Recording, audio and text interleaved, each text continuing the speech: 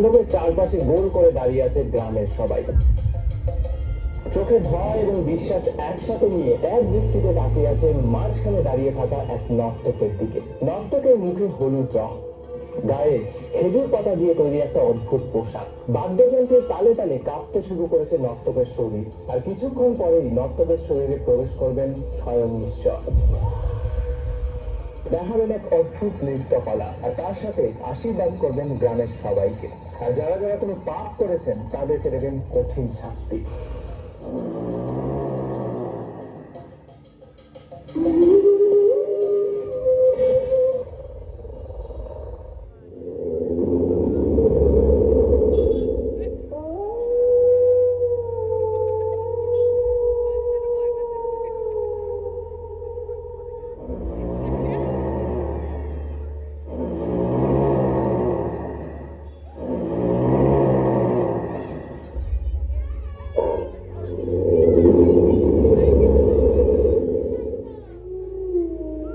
এই জায়গা, এই জমি, এগুলো কিন্তু গ্রামের লোকের নয়,